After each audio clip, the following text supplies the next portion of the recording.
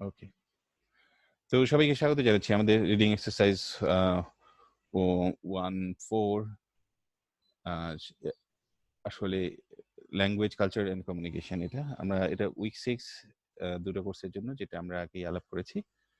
তো আমরা পড়ছি হচ্ছে আলেজান্দ্রো দুরান্তি 1997 এর লিঙ্গুইস্টিক অ্যানথ্রোপোলজি বইটির। আজকে আমরা যে টপিকগুলি কভার করবো তার মধ্যে হচ্ছে, এর আগে আমি একটু মনে করিয়ে দিই, সেটা হচ্ছে যে কালচার থিওরি নিয়ে আমরা কাজ করছি লিঙ্গুইস্টিক অ্যানথ্রোপোলজিতে। কিন্তু অ্যানথ্রোপোলজির আলোচনায় যেভাবে ঠিক যেভাবে ইটা আছে আমাদের ল্যাঙ্গুয়েজ, কালচার এবং কমিউনিকেশন, এই তিনটার আন্তঃসম্পর্ক বোঝা, তাতে অ্যানথ্রোপোলজিতে আমরা থিওরি নিয়ে যেভাবে ভাবি, হয় কোনো তাত্ত্বিক অথবা স্কুল সময়ের একটার পরে একটা, কোন স্কুলের পরে কোন স্কুল আসলো, কোন প্যারাডাইমের পরে কোন প্যারাডাইম আসলো, দুরান্তি ঠিক এইভাবে না। দুরান্তি বলছেন যে 6টা থিওরিক্যাল অ্যাপ্রোচের জায়গা থেকে ভাষা এবং সংস্কৃতি দুটোর যেই খুব জটিল আন্তঃসম্পর্ক, সেই আন্তঃসম্পর্ককে গবেষণা বা চিন্তা করবার, ব্যাখ্যা বিশ্লেষণ করবার সুযোগ আছে। তো সেটার প্রথমটা ছিল হচ্ছে কালচার, প্রকৃতির বিপরীতে দেখা, culture is distinct from nature. কালচারকে, সংস্কৃতিকে একটা জ্ঞান ব্যবস্থা, মানে সিস্টেম অফ নলেজ হিসেবে দেখার, এবং সংস্কৃতিকে একটা সিস্টেম অফ কমিউনিকেশন হিসেবে দেখার। তো এই তিনটা থিওরিক্যাল অ্যাপ্রোচকে আমরা বোঝাপড়া করে, আগে আমাদের 3টা সেশন আছে। তো আজকের সেশনে আমরা আরো 3টা কভার করব, যেই থিওরিক্যাল অ্যাপ্রোচ। সেই 3টা হচ্ছে culture as system of mediation, culture as system of practice, culture as system of participation. এবং শেষে আমরা যেটা করব আজকের এই 6টা কালচার থিওরি পড়বার পরে এই থিওরিক্যাল চিন্তাভাবনার কোন ধরনের ইমপ্লিকেশন আছে, কোন ধরনের গুরুত্ব আছে আমাদের অ্যানথ্রোপোলজিক্যাল থিঙ্কিং এবং রিসার্চের ক্ষেত্রে। দুরান্তি সেক্ষেত্রে আমাদের 7টা খুব দুর্দান্ত থট প্রভোকিং সাজেশন দেন, সেটা দিয়ে আজকের আমরা এটা শেষ করব। তো প্রথমেই আমাদের থিওরিক্যাল অ্যাপ্রোচ 4, এটা আমরা 3টা শেষ করেছি। সেটা হচ্ছে culture as a system of mediation. কালচারকে একটা সিস্টেম, এমন একটা ব্যবস্থা হিসেবে দেখা, যেটা মেডিয়েশন বলতে যেটা সহজ কথায় বোঝায় যে দুটো ভিন্ন সত্তার মাঝখানে যেই যা কিছু বিরাজ করে, দুটার সম্পর্ক, আমাদের দুজনের সম্পর্ক, দুজন মানুষের সম্পর্কের মাঝখানে যেই যা কিছু থাকে, সেটাই মেডিয়েশনের প্রসেস। অর্থাৎ সম্পর্ক সূত্র বোঝার একটা জায়গা হচ্ছে মেডিয়েশন, যে কোনো কিছুর। যে সম্পর্ক সবসময় মেডিয়েটেড হতে হয়, কোনো একটা মাধ্যম লাগে।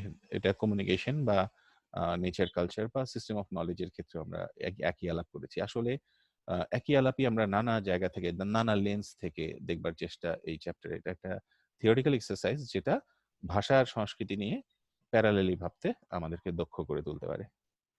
তো দুরান্তির এইখানে এই স্লাইডে যা যা দেখবেন, সেটা আসলে দুরান্তির চ্যাপ্টার থেকে তুলে আনা।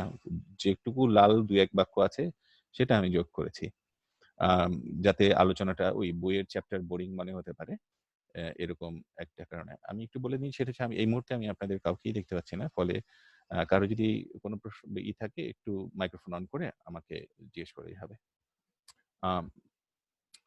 তো the common use of a language takes place at the same level as the common use of all the objects which surround us in the society in which we are born and in which we live. দুরান্তি যেটা করছেন সেটা হচ্ছে, তিনি এই মেডিয়েশনের প্রক্রিয়াটাকে প্রথমে বস্তু জগৎ, tools, instrument, কলকাঠি, যা কিছু আছে, সেই বস্তু জগতের জায়গা থেকে মেডিয়েশনের প্রক্রিয়াটা ব্যাখ্যা করছেন। আর সাথে যেটা করছেন সেটা হচ্ছে যে ভাষার ক্ষেত্রে এটা কি করে কাজ করে। আমার প্রিয় এক্সাম্পল লেভি স্ট্রস, যেটা করেন যে ভাষা এবং কিনশিপ, দুজন আত্মীয় সম্পর্কের মধ্যে ওই সম্পর্কটা জোড়া লেগে আছে কিসের মাধ্যমে, কোন ধরনের ইন্টারাকশন, অ্যাকশন, সিম্বল, এগুলির উপরে। একইভাবে বাক্যে এক পদের সাথে আরেক পদের সম্পর্ক আসলে মিডিয়েটেড হয় কিসের মধ্য দিয়ে। এই ধরনের প্রশ্ন নিয়ে আমরা ভাবতে পারি। তো tools are by definition mediational objects. Tools, যন্ত্রপাতি, হাতিয়ার, কলকাঠি, ইনস্ট্রুমেন্ট। এটা কি করে? এটা যেটা করে সেটা হচ্ছে যে অন্য আরেকটা কিছুর সাথে আমার সম্পর্ককে মেডিয়েট করে। একটা করাত যেটা করে গাছের সাথে মানুষের সম্পর্ককে মেডিয়েট করে। একটা খুন্তি যেটা করে সেটা হচ্ছে খাবারের সাথে আমার সম্পর্ক, রান্নার সাথে আমার সম্পর্ক, এরকম একটা আছে মেডিয়েশন প্রসেসে। এবং there are objects that come in between the user and object of his work. একেবারে একজন যিনি কাঠের কাজ করছেন তিনি কি করছেন? তিনি নানা ধরনের টুলস ব্যবহার করে কাঠের উপরে অবজেক্ট অফ হিজ ওয়ার্ক। একজন কৃষক কি করছেন? তিনি জমির সাথে তার অবজেক্ট অফ ওয়ার্ক, তার সাথে লাঙল, গরু, অনেক কিছু, সার থেকে শুরু করে সবকিছু মিলিয়ে, বীজ মিলিয়ে তার ওই সম্পর্কটা মেডিয়েট হচ্ছে জমির সাথে তার সম্পর্কটা। This view of tools goes all the way back to Marx's notion of instrument of labor. Karl Marx আপনারা জানেন যে ইউরোপের ক্লাসিক্যাল দর্শন, ইতিহাস এবং অর্থশাস্ত্রের পণ্ডিতদের একজন খুব গুরুত্বপূর্ণ একজন।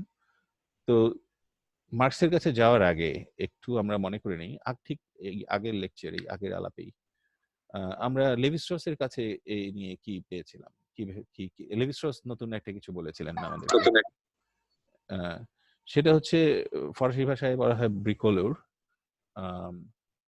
সেটা আসলে ইংরেজিতে ব্রিকোলাজ। ব্রিকোলাজ মানে হচ্ছে যে একটা উপাদানের, যে কোনো বস্তুগত উপাদানের অনেক সম্ভাবনা থাকে, ফলে টুলস বা তার যে রূপান্তরগুলি হয় ওটাকে যেই আমরা মানুষ রূপান্তর করি, আসলে সেই সম্ভাবনাগুলির একটা বা কয়েকটা সম্ভাবনাকে আমরা ব্যবহার করি।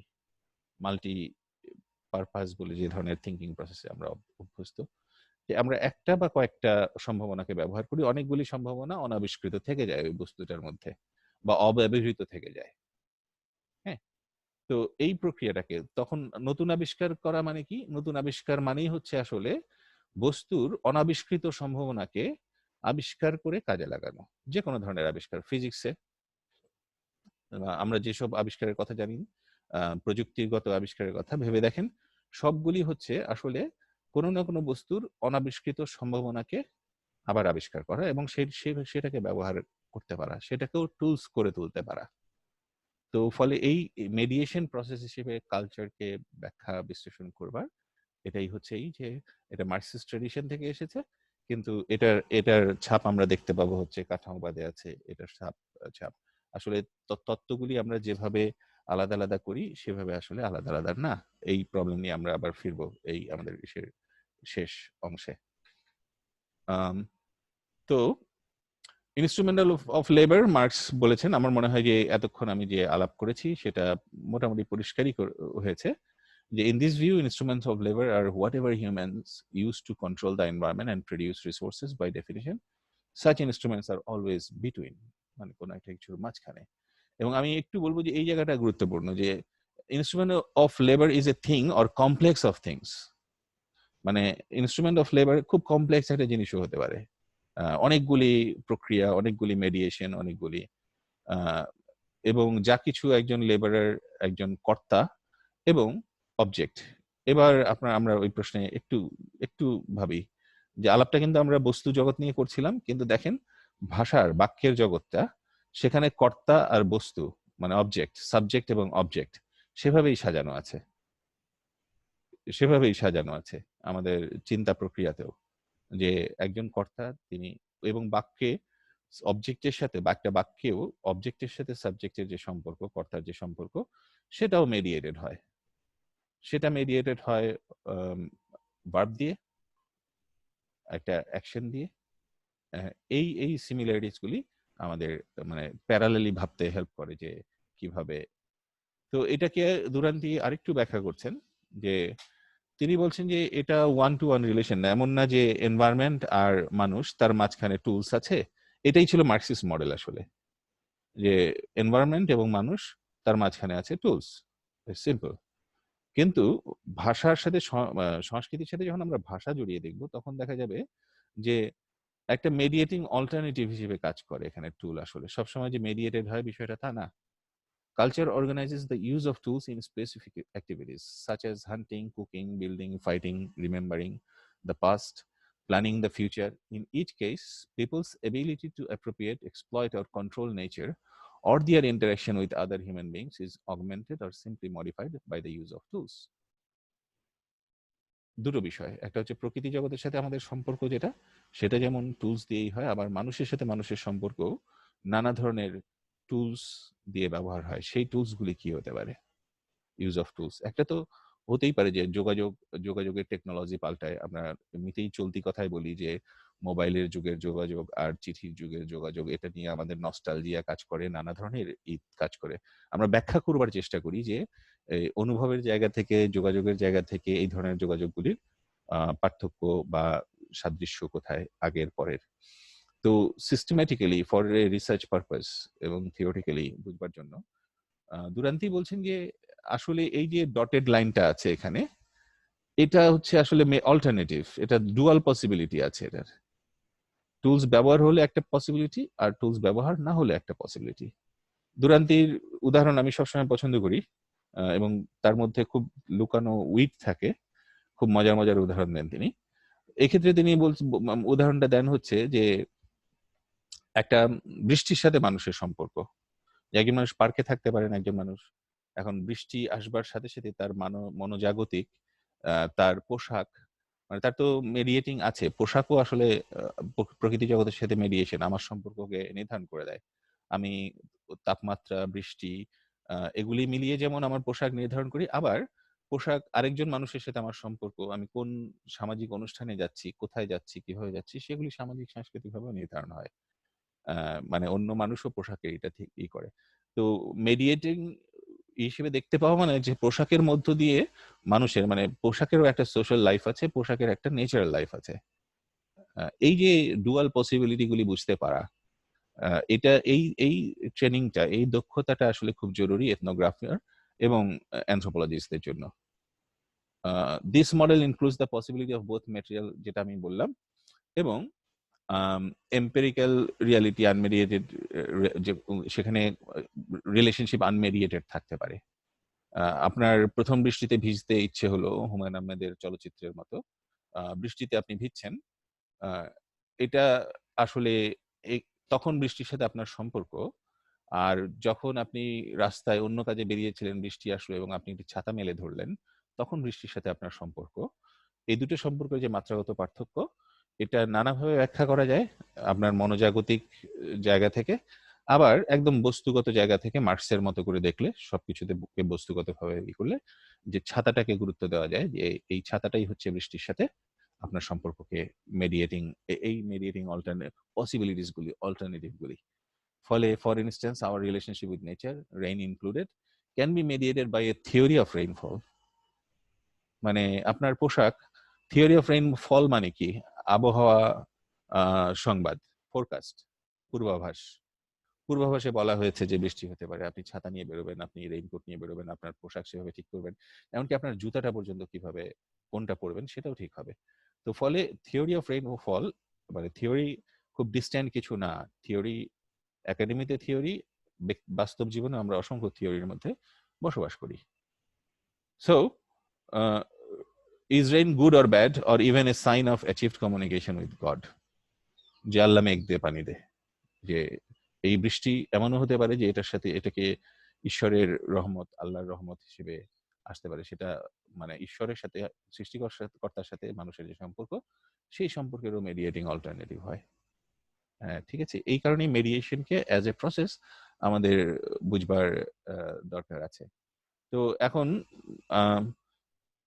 তাহলে এই আলাপটা তো হয়েই গেছে আসলে, এখানে দুরান্তির যা আছে। এখন ধরেন পরীক্ষার জন্যই ভাবা যেতে পারে যে কি করে ভাষা এবং কালচার একইভাবে কাজ করে মিডিয়েশনের ক্ষেত্রে। কতগুলি এক্সাম্পল আপনি তৈরি করতে পারেন, কয়টা প্রক্রিয়া আপনি দেখাতে পারেন? ঠিক এই মুহূর্তে করোনা পরিস্থিতিতে আমাদের এই করোনা পরিস্থিতিটাকে আমরা একটা সিস্টেম অফ মেডিয়েশন হিসেবে ব্যাখ্যা করতে পারি।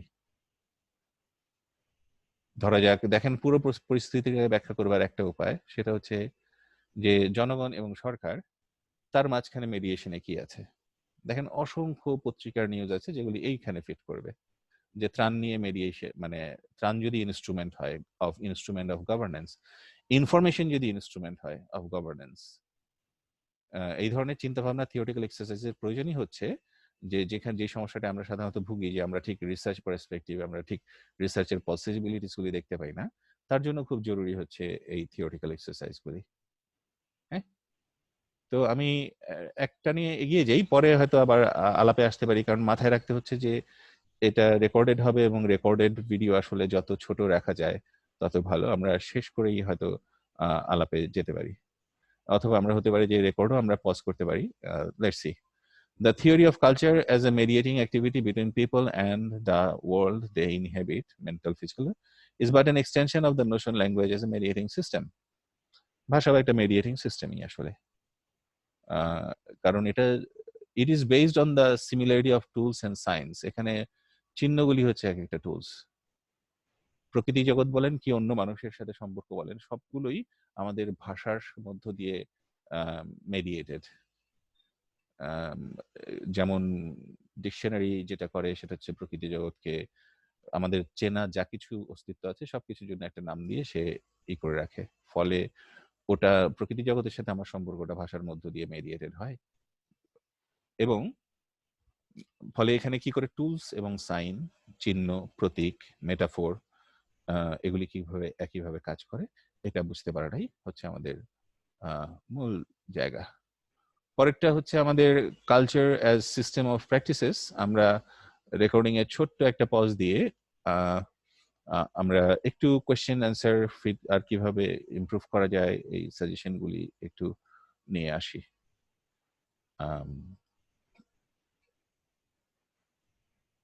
হ্যাঁ,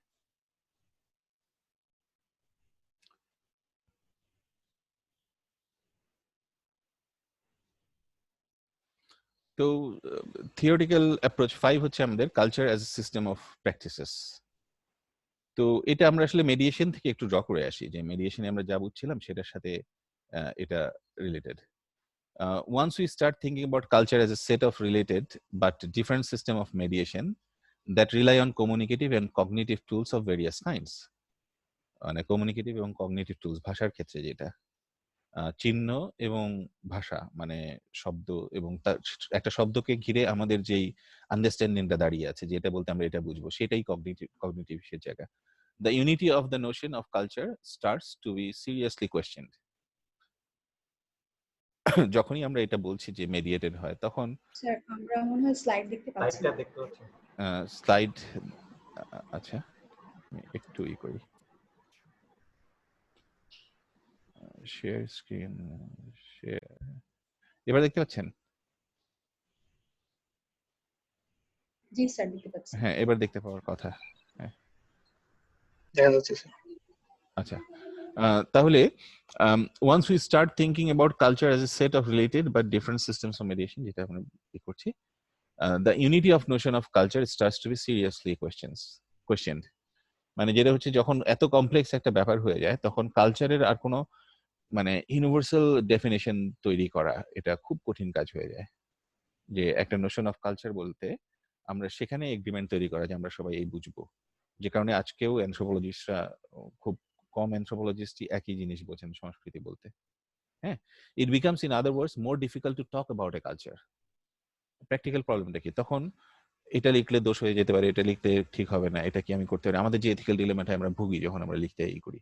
it becomes in other words more difficult to talk about a culture. যে কোনো সংস্কৃতি নিয়ে কথা বলা খুব মুশকিল হয়।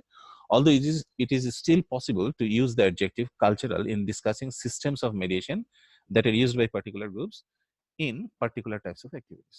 কিন্তু অ্যাডজেক্টিভ হিসেবে মানে আমরা কালচারাল লাইফে আমরা এরকম দেখি, এদের কালচারাল ইস্যু আমরা এটা দেখি, কিন্তু কালচারকে আমরা অল এনকম্পাসিং একটা নোশন হিসেবে আর ব্যবহার করতে পারি না, মানে যেটা দিয়ে সবকিছু বোঝাবে। আমাদের অ্যানথ্রোপোলজি স্টুডেন্টদের সমস্যাটা কি হয়, স্যারেরা আমরা এমন ভাবে কথা বলি যে মানে আসলে সবকিছুই কালচার, এবং আবার কোনটা কালচার না একটা মানে তৈরি হয়। এবং এই জটিলতা আসলে অ্যানথ্রোপোলজি ডিসিপ্লিনের মধ্যেই আছে, যে কালচার প্রশ্নটাকে প্রশ্নহীন ভাবে আমরা দেখি না। তো সেখানে ফলে systems of mediation that are used by particular groups in particular types of activities. ফলে আমরা কালচারকে যখন সিস্টেম অফ মেডিয়েশন হিসেবে দেখি তখন কালচারাল সিস্টেম হিসেবে ব্যাখ্যা করা যায়, কিন্তু ওটাকে একটা কালচার হিসেবে বলাতে সমস্যা তৈরি হয়।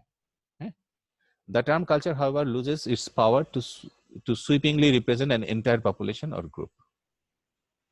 ফলে একটা কালচারকে বর্ণনা করে অ্যানথ্রোপোলজির যে অ্যাম্বিশনটা ছিল, ফলস অ্যাম্বিশনটা, যে সামগ্রিক দৃষ্টিভঙ্গি থেকে সেটা সেই আত্মবিশ্বাস, সেই পাওয়ারটা আর থাকে না তখন।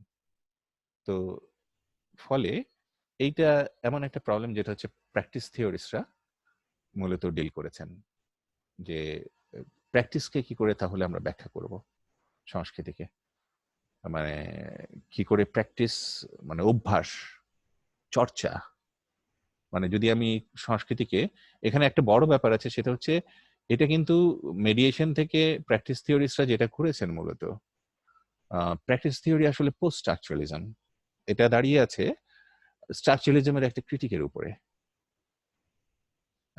কারণ হচ্ছে যে স্ট্রাকচারালিজম যেভাবে ব্যাখ্যা করেছিল সেটা হচ্ছে যে দুনিয়া, লেভি স্ট্রসকে মনে করেন দুনিয়ার সব জায়গায় মানুষ একইভাবে ভাবে, বাকিটুকু নির্ভর করে হচ্ছে তার প্রকৃতি এবং অন্য কিছুর সাথে তার প্রয়োজন এবং এগুলির সাথে কন্ডিশন হয় সে, কিন্তু একটা ইউনিভার্সাল আদল আছে।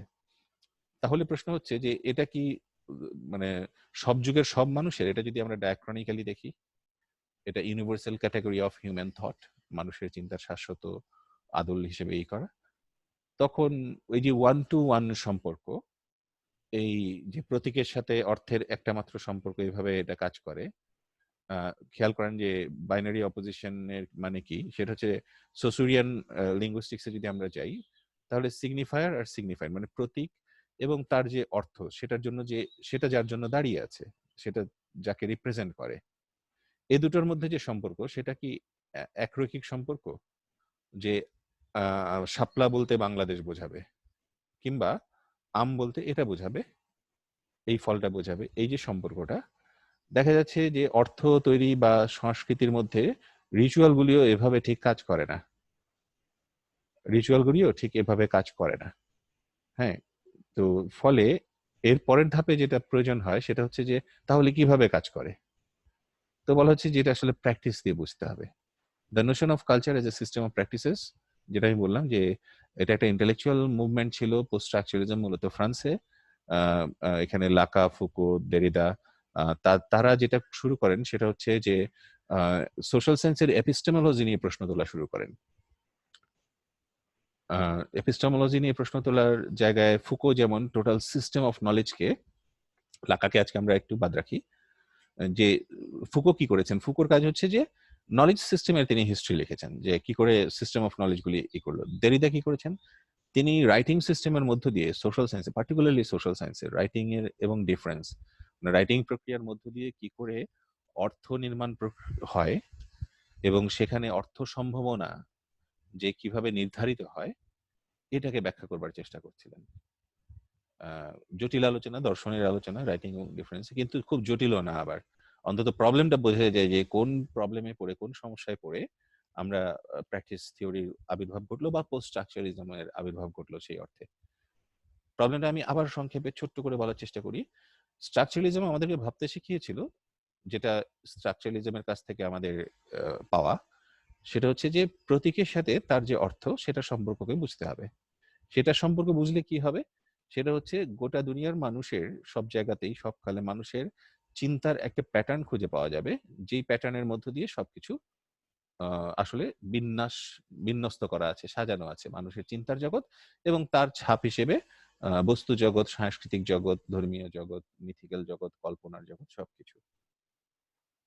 পোস্ট স্ট্রাকচারালিজম দেখাচ্ছে যে প্রতীকের সাথে অর্থের যেই ওয়ান টু ওয়ান সম্পর্ক, বাইনারি সম্পর্ক, এইটার উপরে যে চিন্তা দাঁড়িয়ে আছে, সেটা এই বিবেচনাটা নিচ্ছে না, সেটা হচ্ছে যে এই সম্পর্কটা, প্রতীকের সাথে অর্থের সম্পর্কটা, সেটা কখনো স্থির না, এটা বদলাচ্ছে।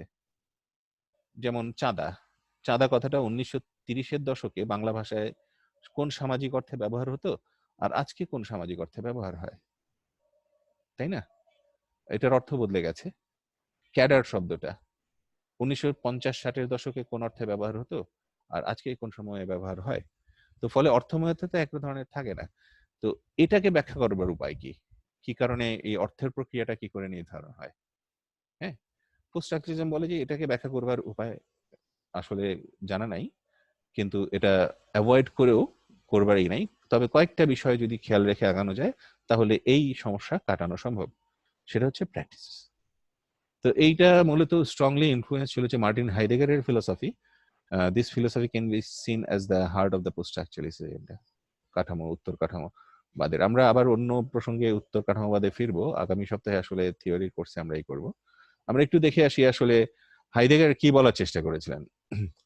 হাইডেগার বলার চেষ্টা করেছিলেন যে philosophers and scientists so easily identify as the objects of their study are not the most basic entities of our experience.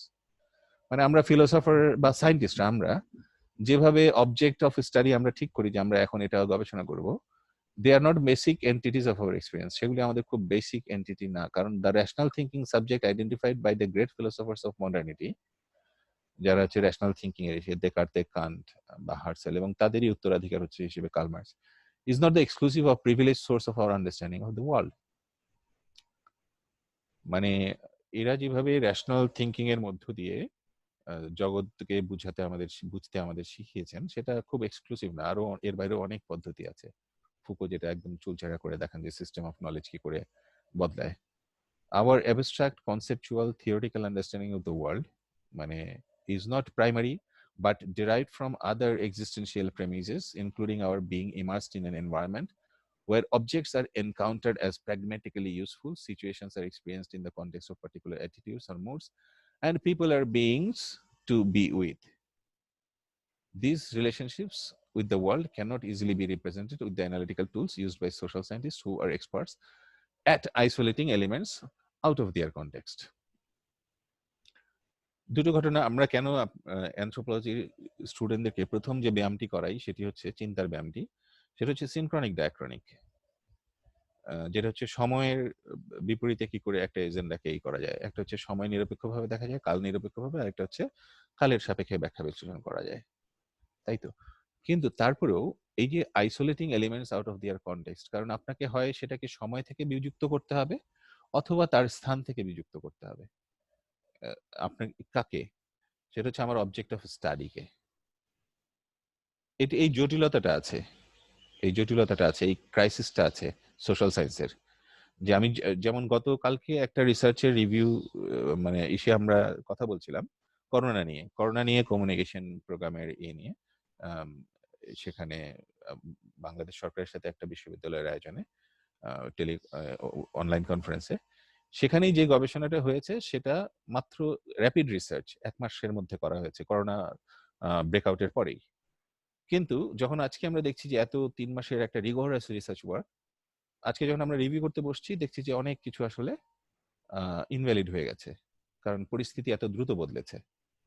তো প্রতিনিয়ত মানে সময়ের গতির সাথে একটা আমরা তো রিসার্চ করে সমাজ বাস্তবতা তৈরি বুঝতে চাই, এটাও তো সবসময় বদলাচ্ছে। তো ফলে আইসোলেশন এর উপায় যেমন নাই, তেমনি আবার সেটা ফলে যেটা হচ্ছে যে এই নলেজ নিয়ে আমরা কনফিডেন্ট হতে পারি না। তো হাইডেগার ইনটুইশন যে about the existential roots of human knowledge, human understanding of the life world. For example, Bourdieu stresses the extricable relationship between knowledge and action in the world, past and present conditions. For him, social actors are neither completely the product of external material, economic or ecological, যেটা marks খুব শক্তভাবে মনে করতেন, যে মানে মার্কসের উদ্ধৃতি যদি এই মুহূর্তে মনে করি যে আমাদের যে সোশ্যাল কনসিয়াসনেস এটা আসলে আমাদের বস্তুগত অস্তিত্বই আমাদের চেতনাকে তৈরি করে দেয়। তার দান্দিক বস্তুবাদের যে মূল প্রস্তাব, যে বস্তুগত অস্তিত্বই ম্যাটেরিয়াল কন্ডিশনই আমাদের চেতনাগত জায়গাকে তৈরি করে দেয়। তো এই জায়গাটায় প্র্যাকটিস থিওরিস্টরা বলছেন যে সোশ্যাল অ্যাক্টরস মানে সামাজিক মানুষ আর neither completely the product of external material, economic বা ecological conditions, nor socially conscious intentional subjects whose mental representations are self-sufficient. মানে আমাদের যে মেন্টাল রিপ্রেজেন্টেশন এটা কি আসলে বস্তুগত শর্ত বা কোনো জ্ঞান জাগতিক প্রক্রিয়া, সেই মিডিয়া কি আমাদের কনসিয়াসনেস তৈরি করে দিচ্ছে? তো প্রতিটা জিনিসই আসলে পার্ট অফ এ ট্রুথ, যেটা প্র্যাকটিস থিওরি অ্যাড্রেস করবার চেষ্টা করে।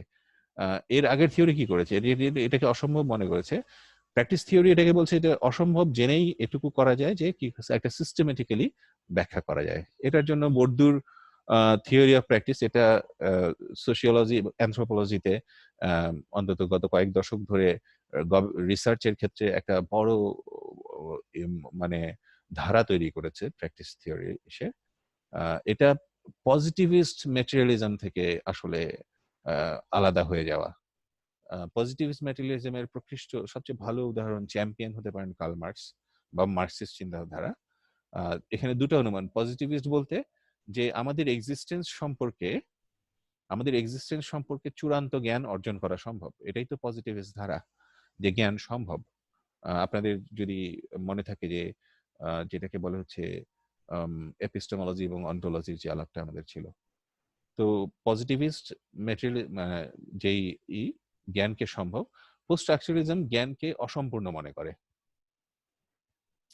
এবং এটা অসম্পূর্ণ থাকবে। এই অসম্পূর্ণতা সম্পর্কে সচেতন থাকাটা এবং সেটাকেও জ্ঞান তৈরির আওতায় নিয়ে আসা, এটাই হচ্ছে পোস্ট স্ট্রাকচারালিজমের মূল অনুপ্রেরণা। এটা বলছে যে তার পজিটিভিস্ট ম্যাটেরিয়ালিজমের বিপরীতে পোস্ট স্ট্রাকচারালিস্টরা বলেন, বর্দুর প্রস্তাব, that the objects of knowledge are constructed, not passively recorded. And খেয়াল করেন, এটা আমাদের কিন্তু অবজেক্টিভিটি প্যারাডাইম, যেটা যে আমাদেরকে নৈর্ব্যক্তিক থাকতে হবে, অবজেক্টিভ থাকতে হবে, ব্যক্তি নিরপেক্ষ থাকতে হবে, এই সমস্ত অনুমানকে কিন্তু একেবারে খারিজ করে দিচ্ছে। অ্যানথ্রোপোলজির শুরুর দিকে আমরা যেভাবে অ্যানথ্রোপোলজি শিখি, আমাদের রিসার্চ ট্রেনিং যেভাবে হয়, principle of this construction is the system of structuring dispositions, the habitus. Habit থেকে হ্যাবিটাস, বর্দুর খ্যাত এই হ্যাবিটাস ধারণাটির জন্য, which is constituted in practice and is always oriented towards practical functions. তো আমরা প্র্যাকটিস থিওরিতে খুব বেশি এখানে করবার নেই। যদি এটা থেকে কারো পরিচয় ঘটা শুরু করে প্র্যাকটিস থিওরি, সেটাও অনেক বেশি অনেক পাওয়া হবে। তো as a unit of analysis, Bourdieu introduces the notion of habitus, a system of dispositions with historical dimensions through which novices acquire competence by entering activities through which they develop a series of expectations about the world and about ways of being in it. এখন হ্যাবিটাস আসলে কি? হ্যাবিটাস আসলে আপনি আমি, এটা বোঝার জন্য খুব দূরে যাওয়ার দরকার নেই। কারণ হচ্ছে যে বর্দুর মানে শুরুর দিকের মানে কাজের মূল অংশই ছিল হচ্ছে শিক্ষা ব্যবস্থা নিয়ে, যে শিক্ষা ব্যবস্থার মধ্য দিয়ে কি করে আসলে ক্লাস রিপ্রোডাকশন হয়। এটা ছিল হচ্ছে বর্দুর প্রথম মানে সবচেয়ে গুরুত্বপূর্ণ পিয়েরে বর্দু খুব গুরুত্বপূর্ণ চিন্তক, মানে সমাজ চিন্তা এবং সামাজিক গবেষণার কে বদলে দেওয়ার জন্য। তো তিনি বলছেন যে যখন আমরা গবেষণা করব, হ্যাবিটাসকে আমরা একটা ইউনিট অফ অ্যানালাইসিস হিসেবে নিতে পারি। এই হ্যাবিটাস বলতে কি বোঝাবে? তিনি বলছেন যে এমন একটা সিস্টেম, ধরেন এডুকেশন সিস্টেমকে আপনি নেন, যেটা ওখানে হচ্ছে যে ঐতিহাসিকভাবে সিস্টেমটা এমন ভাবে তৈরি হয়েছে, এর মধ্যে অনেকগুলি পূর্বানুমান আগে থেকে কাজ করে আছে, এমবডিড আছে, এগুলির অংশ এগুলি, থ্রু হুইচ যেখানে নতুনরা আসবে এবং তারা যোগ্যতা অর্জন করবে, কম্পিটেন্স অর্জন করবে যে, এবং তারপরে এমন সব কর্মকাণ্ডে ঢুকবে তারা যেখানে ঢুকবার একটা সিরিজ অফ এক্সপেকটেশনস তৈরি করবে about the world and about ways of being in it. একটা জগৎ বিখ্যাত তৈরি করবে এবং এক্সপেকটেশনস তৈরি করবে, যে এক্সপেকটেশনস আছে সরকারি চাকরি, বিসিএস, অ্যানথ্রোপোলজিস্ট হওয়া, ফ্যামিলি লাইফ এরকম হওয়া, বিদেশে চলে যাওয়া থেকে শুরু আমরা নানা কিছু, ধরেন যে স্রেফ ইউনিভার্সিটি থেকে কি হচ্ছে, ইউনিভার্সিটি ইজ এ হ্যাবিটাস। এখানে একজন ব্যক্তি মানুষ যে এটা হিস্টোরিক্যাল একটা আছে, তার মধ্যে আসে, প্রতি বছর স্টুডেন্টরা আসেন, 5 বছর পরে বের হয়ে যাচ্ছেন, through which they develop series of expression. এটাকে হ্যাবিটাস হিসেবে দেখতে হবে। তাহলে প্রতিষ্ঠান বললে সমস্যা কি বিশ্ববিদ্যালয়কে?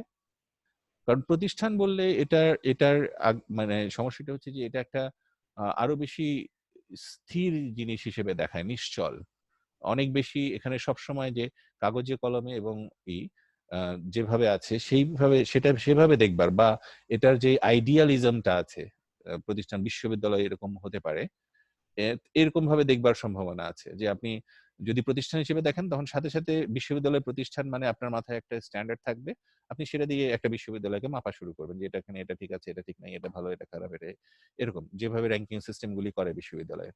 কিন্তু বর্দু বা পোস্ট বলছেন যে এটাকে আসলে একটা হ্যাবিটাস হিসেবে যেটা সিনক্রনিক ডায়াক্রনিক সমস্যার একটা অংশকে সলভ করে, যে একটা মানে ডাইনামিক প্রক্রিয়া হিসেবে, গতিশীল একটা প্রক্রিয়া হিসেবে এবং কমপ্লেক্স সব কর্মকাণ্ড ইন্টারাকশন এর টোটালিটি হিসেবে দেখবার সুযোগ করে দেয়। ফলে হ্যাবিটাসকে বলা হচ্ছে এমবডিড হিস্ট্রি।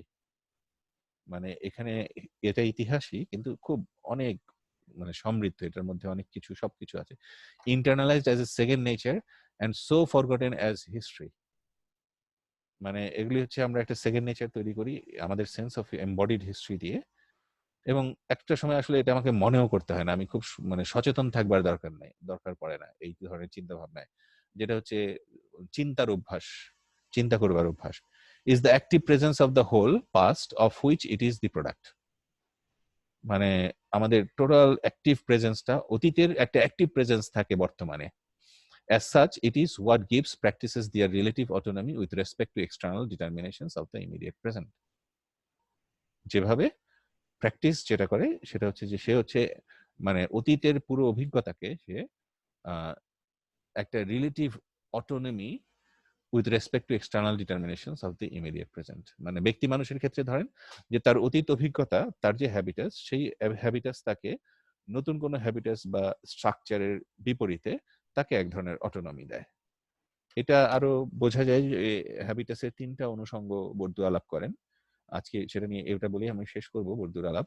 সেটা হচ্ছে যে ফিল্ড, মানে যেখানে ওয়ার থিংস হ্যাপেন, মানে আমার আমার যেটা মানে দেখবার প্যারিমিটার, আমার যেই দেখবার বিস্তৃতি, ফিল্ড, এবং সেখানে স্ট্রাকচার এবং এজেন্সি। স্ট্রাকচার বলতে বোঝায় যে সেখানে ধরেন একটা সাংস্কৃতিক কাঠামো আছে, চিন্তা আদল, মানে একটা অ্যাকসেপ্টেড অর্ডার আছে, তার বিপরীতে ব্যক্তির এজেন্সি আছে।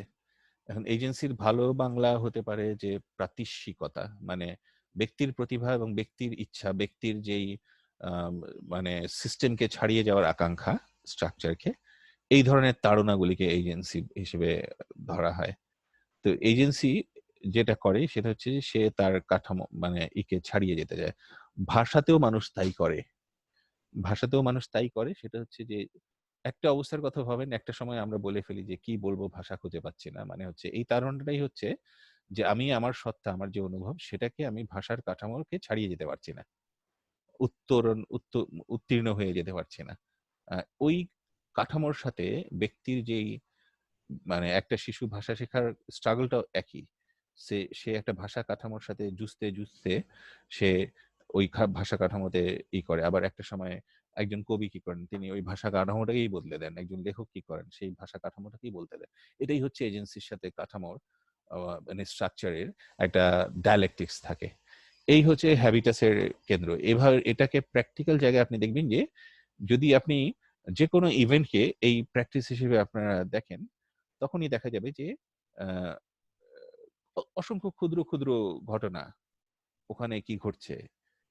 এটাই আসলে এথনোগ্রাফিক ক্রাফটসম্যানশিপ এখন, যে হ্যাবিটাসকে চিহ্নিত করা, সেখানে অ্যাকশন, ইন্টারঅ্যাকশন এবং ভাষার ব্যবহার, অর্থময়তা তৈরি করা, ইন্টারপ্রিটেশন, সেটাকে ইন্টারপ্রেট করতে থাকা, এইগুলি হচ্ছে এখনকার এথনোগ্রাফিক ক্রাফটের মানে মূল মূল দক্ষতা, মানে দ্য আর্ট। হ্যাঁ, আর্ট হিসেবে এথনোগ্রাফাররা ঠিক এই কাজগুলি করেন। যে কারণে আপনি গত কয়েক দশকে প্রকাশিত যে এগুলি দেখবেন মানে এথনোগ্রাফিগুলি, সেখানে এই ক্রাফটসম্যানশিপগুলি এবং ভাষার সাথে টোন, স্টাইল, এগুলির মধ্যেই নিরীক্ষামূলক এগুলি দেখা যায়। সো এটাই হচ্ছে আমাদের প্র্যাকটিস। এখানে আমি আরেকটা বিরতি নিব রেকর্ডিং সেশনের, এবং আমাদের যারা যুক্ত আছেন তাদের সাথে তাদের আমরা করব, আমরা ভিডিওতে ফিরি। আমাদের 13 জন পার্টিসিপেন্ট টিকে আছেন। ওকে, প্রশ্নের মধ্যে রাফিয়া রেজার একটি প্রশ্ন আছে। লেভি-স্ট্রস ক্রিটিসাইজড করে এসেনশিয়ালিস্ট হিসেবে, এখানে এসেনশিয়ালিস্ট বলতে কি বোঝাচ্ছে, ওর মেটাফিজিক্যাল যা বুঝছি 43 পেজে। আচ্ছা, এটা রাফিয়া এসেনশিয়ালিস্ট বলতে বোঝায় হচ্ছে যে এটাকে আমরা কি বলতে পারি, যে মানে নিজের প্রয়োজন মাফিক কোনো কিছুকে বাকিগুলিকে ব্যাখ্যা করতে থাকা, মানে এসেন্স কোনো একটা কিছুতে আমি হয়ে আছি এবং সেটাকেই আমি এসেনশিয়ালাইজ করছি, ওটার সাথে মেলানোর জন্য আমি সমস্ত তথ্য উপাত্ত আমি ব্যবহার করছি। এই ধরনের ঘটনা যখন ঘটে, সে মানে এই ধরনের একটা পরিস্থিতিকে আসলে এসেনশিয়ালিস্ট মানে এসেনশিয়ালিজম কি করা যায়, যে অথবা আপনি সেই মার্কসিজমকে আপনি যদি এসেনশিয়ালাইজ করেন, যে আপনি সবকিছুকে একটা মার্কসিজমের জায়গা থেকেই দেখতে পাবেন। এবং একটা সময় যখন দেখবেন যে মার্কসিস্ট প্যারাডাইম বা টেকনিক, অ্যানালিটিক্যাল টেকনিক সেখানে ঠিক ফিট করছে না, তখন সেখানে আপনি খানিকটা জোর করে, খানিকটা একটু আরোপিত ভাবে ব্যবহার করতে থাকলেন মার্কসিস্ট প্যারাডাইম। এই ধরনের প্রক্রিয়াকেই বলা হচ্ছে এসেনশিয়ালাইজ করা। হ্যাঁ, আচ্ছা, হ্যালো, আমি মানে তৈরি হচ্ছে, ওই স্ট্রাকচারটা তো তৈরি হচ্ছে, যেভাবে মানে ফুকো বলছেন যে জ্ঞানের একটা উৎস তৈরি হচ্ছে, বা ওটাও তো আমরা তৈরি করছি, তো এই চিন্তা ধারাটাও তো তৈরি হচ্ছে হ্যাঁ, প্রতিনিয়ত। এই তো এটা তো চিন্তাধারাটাও কোনো মানে তৈরি হচ্ছে, মানে হ্যাঁ, তাহলে তো জ্ঞানের জগতে এই স্ট্রাকচারালিজমের আলাপটাকে দুজন লোক আছেন, একজন হচ্ছে Thomas Kuhn, the structure of scientific revolution. তিনি ওখানে দেখাচ্ছিলেন যে প্যারাডাইম, একটা চিন্তা থাকে, কিছুদিন পরে তার আরেকটা চিন্তা আসে, সেই চিন্তার সামনে এসে আরেক ধরনের নলেজ সিস্টেম, এই সায়েন্টিফিক থিওরি আসে, তখন আগের থিওরিটা সাথে তার একটা বাতিল হয়ে যায়। হয়, এবং তৃতীয় একটা তৈরি হতে থাকে এই প্রক্রিয়ায়। এবং এটা আসলে আরো আগে হেগেল দেখিয়েছিলেন, যেটুকু আমি বললাম হেগেলের, যে থিসিস, এন্টিথিসিস, সিনথেসিস, এই সিনথেসিস হওয়া নতুন থিসিসটা একসময় আবার থিসিস হয়ে যায়, তখন ওটার এগেনস্টে আবার একটা এন্টিথিসিস আসে। হেগেলের এইটুকু পর্যন্ত মার্কস করেছেন, হেগেলের যে চিন্তার দান্দিকতা। হ্যাঁ, আর তার ফলো আপ হিসেবে ধরেন যে টমাস কুহন জ্ঞান জগতে এটা দেখাচ্ছেন, টমাস কুহন যোগ করছেন যে তিনটা অভ্যাস, প্রাতিষ্ঠানিক অভ্যাস, জ্ঞান জাগতিক অভ্যাস এবং ঐতিহাসিক অভ্যাস, এই তিনটা অভ্যাস আসলে ওই থিসিস বা প্যারাডাইম, তিনি বলেন প্যারাডাইম একটা প্যারাডাইমকে বদলে দেয়। হ্যাঁ, আর তারপরে যেটা ঘটছে সেটা হচ্ছে প্র্যাকটিস থিওরিতে এসে আমরা দেখতে পাচ্ছি যে আসলে এটা তো শুধু না হয় জ্ঞান জগতের পণ্ডিতদের, সায়েন্টিস্টদের ব্যাপার হলো, বাস্তব জগতে, থিওরির জগতে কি ঘটে, মানুষের প্র্যাকটিস কি করে তার বস্তু জগৎ এবং অন্য মানুষের সাথে তার যে সম্পর্ক, সেটাকে কি করে পুনর্নির্মাণ করেন বারবার বারবার। হ্যাঁ, এটা বুঝবার জন্য তারা আমাদেরকে এই যে হ্যাবিটাসের মতো ধারণা অফার করেন, যে এভাবে দেখলে আমরা এথনোগ্রাফিক রিয়ালিটিতে আমরা অনেক ভালো দেখতে পাই যে কিভাবে আসলে এটা করা যায়, মানে আমরা কি করে সেটাকে এথনোগ্রাফিক রিয়ালিটি হিসেবে করতে পারি। হ্যাঁ, আন্তরাতন্নি, হ্যাঁ বলেন। স্যার, আপনি আদল শব্দটা যে ব্যবহার করেন, মানে এইটা ঠিক আসলে কি মিন করে? স্ট্রাকচারের প্রেক্ষিতে, স্ট্রাকচার বলতে তো আমরা কাঠামো বুঝি না, সম্পর্ক, মানে আদল শব্দটা পরিচিত, কিন্তু এটা অ্যাকচুয়ালি কি মিন করছে? চিন্তার আদল এই অর্থে যে এটা খানিক আবছা, আবছা বলতে মানে অন্তর্লীন বা চিন্তার গড়ন, কারণ কাঠামো ইজ এ ইনসাফিসিয়েন্ট ওয়ার্ড। হ্যাঁ, কাঠামো এই অর্থে ঠিক আছে যে আমাদের শরীরটা হাড়ের কাঠামো দিয়ে তৈরি, তাহলে আমাদের চিন্তার কি কোনো হাড় আছে যে যেই চিন্তার মধ্য দিয়ে আমাদের চিন্তার অবয়বটা তৈরি? সেই অর্থে আমি ব্যবহার করি, আছে। স্ট্রাকচারালিজম এটাই, স্ট্রাকচারালিজম বলে যে এই এরকম একটা অবয়ব আছে, এটা বিমূর্ত, যে কারণে আমি এটাকে আদল বলি বা গড়ন বলি। আমরা তো যেমন বলি যে তার চিকন গড়নের লোক, একহারা গড়নের লোক, তার মানে তো গড়ন বলতে তো আমরা স্পেসিফিক কিছু বুঝাই না, কিন্তু একটা আবছা ধারণা বুঝাই না। সেই অর্থে লেভি-স্ট্রস বা স্ট্রাকচারালিজমের মূল কথাই কিন্তু হচ্ছে যে মানুষের চিন্তায় এরকম একটা কাঠামো, মানে হাড় কাঠামো বা অন্তর্লীন অ্যাবস্ট্রাক্ট আদল আছে, যেটা বুঝতে পারলে মানুষের অনেক ধরনের, মানে মানুষের ক্রিয়াকলাপ, তার সাংস্কৃতিক জীবন, সবকিছুকে ব্যাখ্যা বিশ্লেষণের অনেক সুবিধা হয়। স্যার, তাহলে ওই গড়নটাই, মানে যে গড়নটা আছে ওটা উনি বলছেন, এটা কি তাহলে সত্যি? এটা তো আছেই আদতে, তাহলে এটা তো উনি প্রমাণও করেছেন এক্সাম্পল দিয়ে করে। তো এটা কি মানে এটা যে চ্যালেঞ্জ হচ্ছে এটাও সত্য, আর ওটা আছে এটাও তো সত্য, তাহলে তো মানে প্যারাডক্সিক্যাল তো অবশ্যই, মানে যখনই একটা অসম্পূর্ণতা আছে, আমাদেরকে এই প্যারাডক্সের we have to bear with this. কারণ এই সংশয়ময়তা, এই যে সংশয়টা হচ্ছে, যাচ্ছে সবই তো একই কথা বলতেছে তাইলে, হ্যাঁ, এটাকেই আরো বেশি, হ্যাঁ, মানে দ্বন্দ্বে। হ্যাঁ, তো আপাতত এটুকু মানে আমি পরিষ্কার করবার চেষ্টা করছি যে স্ট্রাকচারালিস্টরা যেটা করতেন যে এটাকে যখন আমরা ভাষার জগতে দেখি, প্র্যাকটিস তো ভাষার মধ্যেও আছে, যে একটা চিহ্নের সাথে তার অর্থ, একটা চিহ্ন তার অর্থ, এই তার অর্থটা যে বদলে, মানে এটা হচ্ছে স্ট্রাকচারালিস্টরা এটা আবিষ্কার করেই আনন্দিত যে চিহ্নের সাথে অর্থের যে সম্পর্ক আছে, এই সম্পর্কটা দেখতে পেয়েই তারা খুশি, এবং তারা ব্যস্ত হয়ে পড়লেন সবকিছুতে এই সম্পর্ক দেখতে পেতে। কিন্তু এই সম্পর্কটা কিভাবে নির্ধারিত হচ্ছে, কিভাবে পরিবর্তন হচ্ছে, এটার ঐতিহাসিক কি, এটা কি করে চর্চিত হয় এবং কি করে বদলে যাচ্ছে, কারণ এটা দেখা যাচ্ছে যে অসংখ্য ঘটনার মধ্য দিয়ে অসম্ভব জটিল এটা, কারণ একটা চিহ্নের অর্থ অভিজ্ঞতা। আমরা কথা বলতে বলতেই একটা কথার অর্থ কতভাবে বদলে দিই মানুষ, এই যে বদলে দিচ্ছি, এই বদলে দেওয়াটা হচ্ছে আমার এজেন্সি, ধরেন যে, আর ব্যাকরণ হচ্ছে বা শুদ্ধ ভাষা হচ্ছে স্ট্রাকচার, আদল। তো ফলে যখনই আপনি হ্যাঁ শুদ্ধ রূপে কথা বলবেন না বা স্ট্রাকচার ওই অর্থে, মানে ওটা সবচেয়ে কঠিন স্ট্রাকচার ধরা যায়, যে স্ট্রাকচারকে যখন আপনি একেবারেই মানে রুল করে দিলেন, গ্রামাটিক্যাল রুলস। তো কিন্তু ব্যাকরণের সাথে আমাদের সম্পর্ক কি? ব্যাকরণ আমাদের কেন লাগে? কারণ ব্যাকরণ আমাদের লাগে হচ্ছে অন্যের কথা বুঝবার জন্য। আবার তার বাইরে ওই ব্যাকরণের একটা আচ্ছাই আছে না, যে কথা ঠিক না থাকলে আমরা ঠিকই বুঝে যাই। ওই ডিপ ইন মানে ইগুলি কি, মানে ডিসপোজিশন গুলি কি, যে কারণে আমরা বুঝে যাই। তাহলে স্যার ব্যাকরণটা হচ্ছে ওই স্ট্রাকচার, আর আমরা যেটা প্রতিনিয়ত মানে পার্টিসিপেন্ট হিসেবে চেঞ্জ করছি, ব্যবহার করছি, ওটা হচ্ছে প্র্যাকটিস। হ্যাঁ হ্যাঁ হ্যাঁ হ্যাঁ হ্যাঁ হ্যাঁ। আর হ্যাবিটাস যেটা স্যার বলছে, ওটা বলছে যে আমরা মানে হিস্টোরিক্যালি আমরা একটা বহন করছি, যে হিস্টোরিটা ইম্বডিয়েড, যেটা হয়তো আমাদের কাছ থেকে আলাদা করা যাবে না, এবং ওটার আদলেই আমাদের এই চিন্তাটা গঠিত হচ্ছে। আর এই চিন্তা শুধু না এটা, ওটা ওই আমার হ্যাবিটাস বলছে যে টোটাল এমবডিড হিস্ট্রি নিয়ে আমি যে আমার যে প্র্যাকটিস, যে মধ্য দিয়ে আমার যা কিছু, এটা আমার এক্সিস্টেন্স, শুধু চিন্তা না, এটাই আমার এক্সিস্টেন্স। মানে ওনারা যে রেশনাল ফিলোসফারদের কথা বলছেন, দেকার্তে কি বলেছিলেন? দেকার্তে বলতেন যে আমি চিন্তা করি তাই আমি আছি, এক্সিস্ট করি, আমার চিন্তার মধ্যেই আমি এক্সিস্ট করি। প্র্যাকটিস থিওরিস্টরা বলছে ওকে তোমার চিন্তার মধ্যে তুমি যদি এক্সিস্ট করো, আমি যদি তোমার গায়ে আগুন ধরিয়ে দিই, তুমি তো চিন্তা করার সময় পাবা না, তুমি দৌড় দিবা। তো ফলে তুমি ভাবো যে তুমি আসলে প্র্যাকটিসের মধ্যে দিয়ে তোমার চিন্তা এবং প্র্যাকটিস, এটার মধ্যে দিয়ে রিয়েল লাইফ, এইগুলির মধ্যে দিয়ে তোমার এটা হয়, শুধুমাত্র চিন্তার কথা ভাবলে হবে না। তার মানে কনটেক্সচুয়াল। এবং আরেকটা ইম্পর্টেন্ট যুক্তি তারা বলেন যে রেনে দেকার্তেরা বা এই ওয়েস্টার্ন থট যেভাবে আমাদেরকে সায়েন্টিফিক থট যেভাবে আমাদের ভাবায়, এটা একমাত্র ওয়ে না জগৎকে দেখবার। ফলে সোশ্যাল সায়েন্টিস্টদেরকে সতর্ক থাকতে হবে, কারণ হচ্ছে যে তার সিস্টেম অফ নলেজ যেভাবে দেখে, তার বাইরে অসংখ্য ধরন আছে। হ্যাঁ, আমরা আবার একটু স্লাইডে ফিরি, তাহলে বোধহয় ভালো হবে। যে এখানে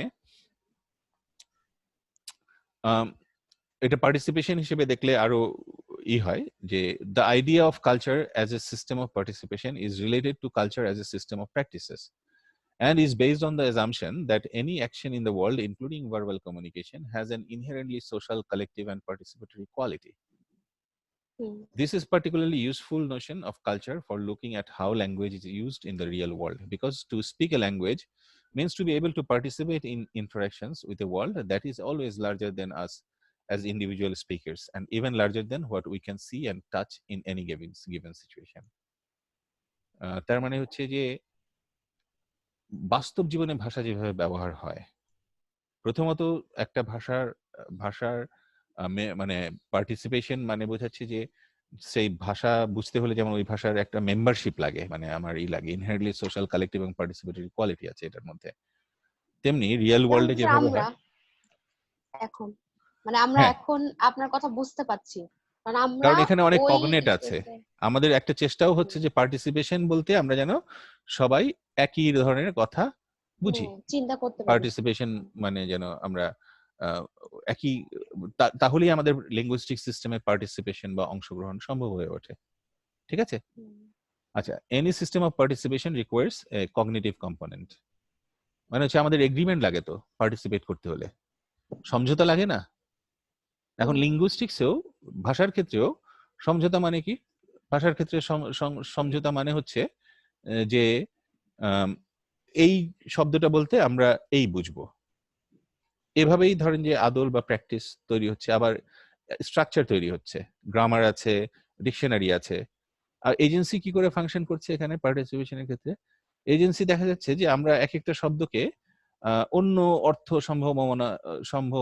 সম্ভাবনা নিয়ে ব্যবহার করছি। আমি চটপট একটা উদাহরণ দিই যে আমরা আমাদের একটা লিঙ্গুইস্টিক অভ্যাস আছে যে পোর্টমন্টো তৈরির। পোর্টমন্টো বলতে তৈরি যে দুটো আলাদা শব্দের দুটো সম্ভাবনা আছে, আমি জোড়া দিয়ে নতুন একটা অর্থ তৈরি করলাম। যেমন ফ্যান্টাস্টিক এবং ফ্যাবুলাস, এটা দিয়ে আমি বললাম ফ্যান্টাবুলাস। সোশ্যাল মিডিয়া ওয়ার্ল্ডে এটা ধরেন যে একটা খুব অ্যাকসেপ্টেড, সবাই বুঝতে পারছে আমি কি বলতে চাচ্ছি, কিন্তু এটা শব্দটা নতুন, ফ্যান্টাস্টিক এবং ফ্যাবুলাস, ফ্যান্টাবুলাস। হ্যাঁ, দেখবেন যে পোর্টমন্টো অ্যাজ এ প্রসেস লিঙ্গুইস্টিক প্র্যাকটিসে কাজ করে। তো এখানে কি ঘটছে সেটা হচ্ছে যে এক্সিস্টিং সিস্টেম অফ যেই গ্রামার এন্ড ডিকশনারি আছে, সেখানে একজন ব্যক্তি মানুষ ওই দুটো শব্দের ফ্যান্টাস্টিক এবং ফ্যাবুলাসের অন্য সম্ভাবনা ব্যবহার করছেন। হ্যাঁ, অন্য সম্ভাবনা ব্যবহার করছেন, মানে সবাই দুটো শব্দই বোঝে, কিন্তু দুটোকে জোড়া দিয়ে তিনি তৃতীয় একটা অর্থ সম্ভাবনা তৈরি করছেন। এই ধরনের প্রক্রিয়াকে বৌদ্ধরা বলবেন যে এটা হচ্ছে এজেন্সি। এটা হচ্ছে এজেন্সি। এটা আমি সাধারণত লিঙ্গুইস্টিক কোর্সে আপনাদের মনে থাকবার কথা আরো মজার উদাহরণ নোয়াম দিয়ে দেখাই। চমস্কিও তো স্যার এটাই বলেছিলেন, হ্যাঁ হ্যাঁ, আমরা ওনারা এটাই তো সবাই ওই সম্ভাবনা। স্ট্রাকচারালিস্ট, ওনারা সবাই স্ট্রাকচারালিস্ট, হ্যাঁ, বা পোস্ট স্ট্রাকচারালিস্ট, উত্তর কাঠামোবাদীরা।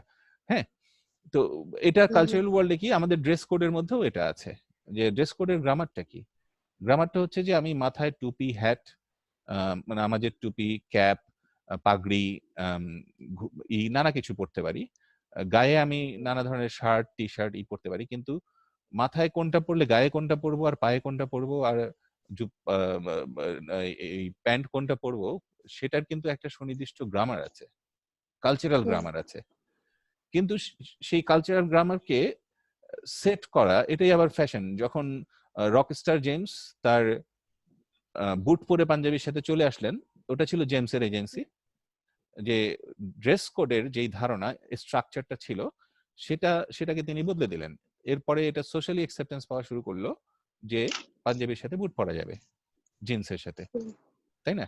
এইভাবেই কালচারাল প্রসেস প্র্যাকটিস, মানে এই কারণেই প্র্যাকটিসের উপরে গুরুত্ব দেন। মানে একজন এভলিউশনিস্ট ড্রেস নিয়ে কি বলবেন? তিনি বলবেন যে আবহাওয়ার সাথে পরিবর্তনের খাপ খাইয়ে নিতে গিয়ে ধীরে ধীরে ধীরে মানুষ এভাবে পোশাকের বিষয়টা তৈরি করেছে। উনি তো আর জেমস কি কারণে কি করছে এটা ব্যাখ্যা করতে পারবেন না।